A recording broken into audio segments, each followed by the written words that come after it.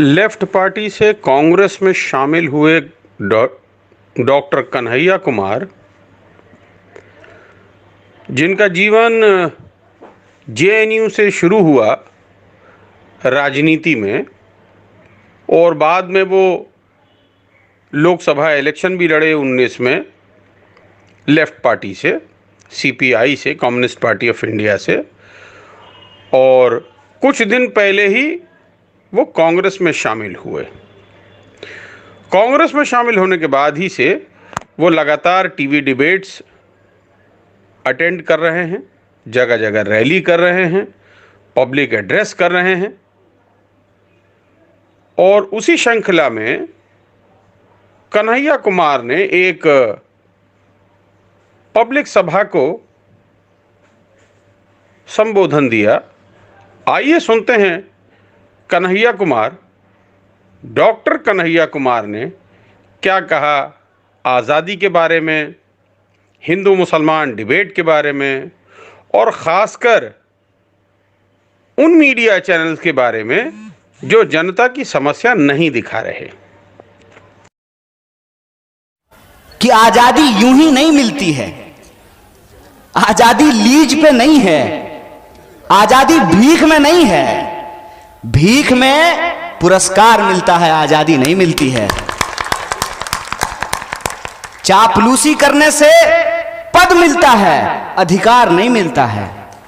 सोच करके मुझे बताइए, ये इतनी आसान बात है कि मंदिर में जाने वाला, मस्जिद में जाने वाला, तिलक लगाने वाला, टोपी पहनने वाला, दोनों का वोट बराबर होगा?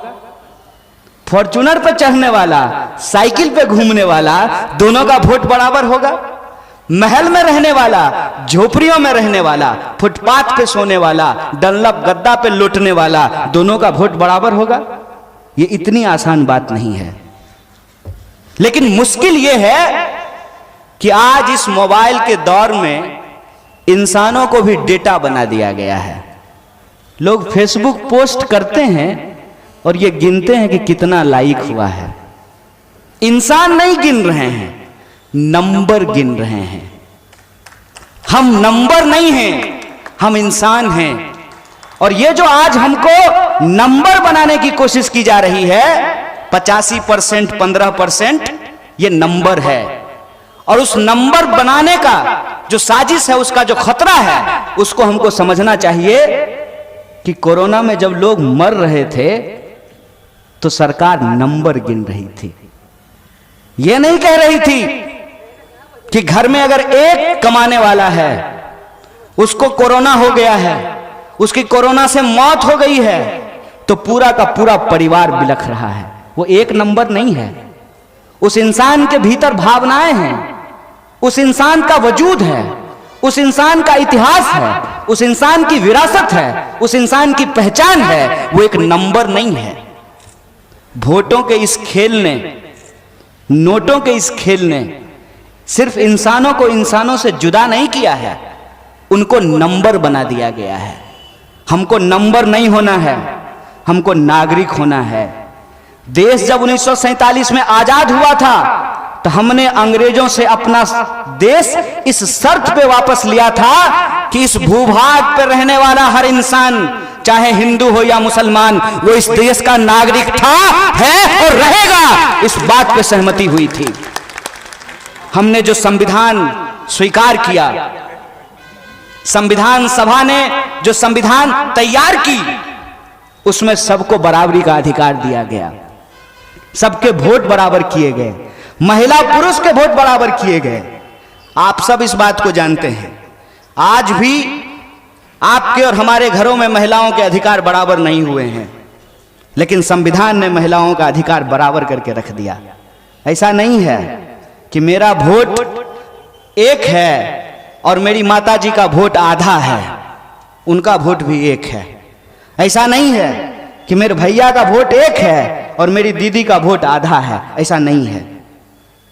तो मैं कह रहा था कि चापलूसी से पद मिलता है, संघर्ष से अधिकार मिलता है। किसी भी सूरत में हमको संघर्ष नहीं भूलना है।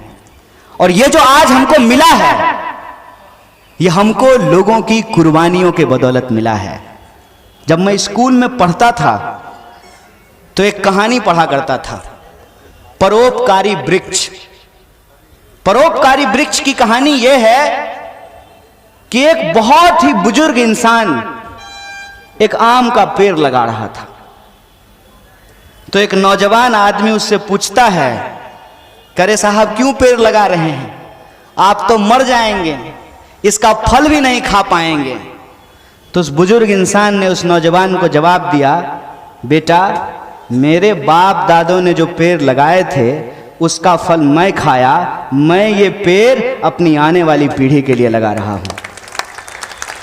सवाल जब हम उठा रहे हैं कि आजादी के आंदोलन में जिन लोगों ने हिस्सा लिया, जिस विरासत को बचाने की कोशिश की गई, जिन अधिकारों को सुरक्षित किया गया, उस अधिकारों को बचाना इसलिए जरूरी है कि उसका फायदा जो हमको मिला है, हमारी आने वाली पीढ़ी का यह हक है कि उससे ज्यादा फायदा उसको मिले, और वो फायदा उनको मिले, वो फायदा हम उनके लिए सुनिश्चित कर सकें। ये जिम्मेवारी आज हमारे कंधे पे है, वरना यह सवाल आने वाली पीढ़ी पूछेगी कि सिर्फ कारवां लूटने वाला जिम्मेवार नहीं होता है, कारवां लुटाने वाला भी जिम्मेवार होता है। और जब कारवां लुट रहा था तो आप क्या कर रहे थे? और मैं अपनी एक नादानी, अपनी एक बचपना आपसे साझा करता हूं। जब मैं स्कूल में पढ़ता था उस वक्त दूरदर्शन था, पूरे गांव में गिनती के पूरे मोहल्ले में 2 टीवी हुआ करते थे, और उस टीवी पे दोपहर को 2:30-3 बजे एक सीरियल आया करता था। उस सीरियल का नाम था युग, जिसके टाइटल सॉन्ग में कहता था, युग बदला बदला हिंदुस्तान। जब वो सीरियल में देखता था, एक दिन बड़े भोलेपन से मैंने अपनी दादी को पूछा कि दादी, जब गांधी जी देश के लिए लड़ रहे थे तो दादाजी क्या कर रहे थे? और वो सवाल मुझे आज तक याद है, वो सवाल मुझे आज तक याद है, और मैं उस सवाल को याद करके ये सोचता हूं कि कल को आपकी नस्लें भी पूछेगी कि जब देश लुट रहा था तो हमारे घर वाले क्या कर रहे थे। आपको यह तय करना है, जिनको देश बेचना है वो भाजपा के साथ जाएं, और जिनको देश बचाना है उनको कांग्रेस के साथ आना पड़ेगा। और मैं एक राजनीतिक पार्टी के तौर पे यह आह्वान नहीं कर रहा हूं। आजादी का आंदोलन जिस पार्टी ने लीड किया है, आजादी के आंदोलन की जो विरासत है, उस विरासत के आधार पे जो संविधान की रचना हुई है, और उस मंत्रिमंडल की खासियत देखिए। पंडित जवाहरलाल नेहरू देश के पहले प्रधानमंत्री हैं। वो इतने सहिष्णु थे कि उसी मंत्रिमंडल में डॉक्टर बाबा साहब भीमराव अंबेडकर भी थे और श्यामा प्रसाद मुखर्जी भी थे। और आज एक आदमी बड़बोलेपन में खरीदे हुए मीडिया के सामने खड़ा होकर के कहता है कि आज की परिस्थिति होती तो संविधान नहीं लिखा जा सकता है, आज की परिस्थिति होती तो जो लोग संवैधानिक बात करने वाले लोग हैं, जो सही को सही और गलत को गलत कहने वाले लोग हैं, आप यूएपीए लगा करके उनको जेलों में भर दिए होते। आपको शुक्रगुजार होना चाहिए इस देश के आजादी के आंदोलन का, आपको शुक्रगुजार होना चाहिए इस देश के संविधान का कि आप कहते हैं, चलिए हम मान लेते हैं, आप कहते हैं कि हमने चाय बेची, हालांकि हम आपको रेलवे बेचते हुए देख रहे हैं। अगर एक चाय बेचने वाला का बच्चा देश का प्रधानमंत्री बन पाया है तो ये वो विरासत है जिस विरासत को सेलिब्रेट करने के लिए आज हम यहां इकट्ठा हुए हैं। ये वो दोस्ती है जिस दोस्ती को हम कहते हैं रामप्रसाद बिस्मिल रशफाकुल्ला खान की दोस्ती।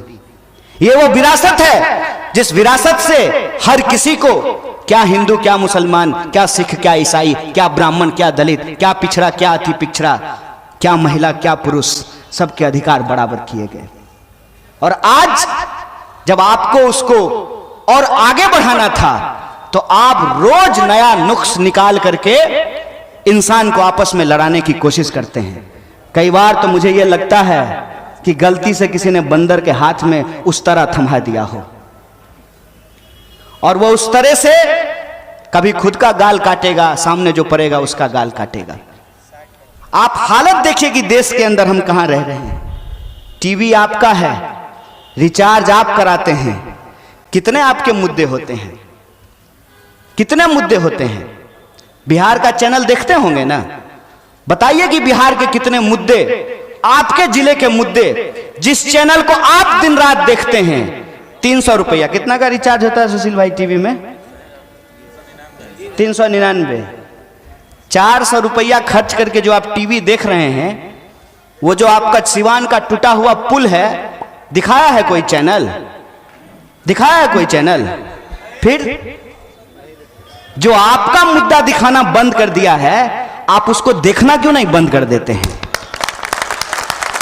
क्या काम है भाई? अगर हम सरकार चुनते हैं, जनप्रतिनिधि चुनते हैं, तो उनका काम है कि वो हमारा मुद्दा उठाएं, हमारी समस्याओं के ऊपर समाधान लेकर के आए। टीवी में दिन रात मुर्गा लड़ाई चलता है।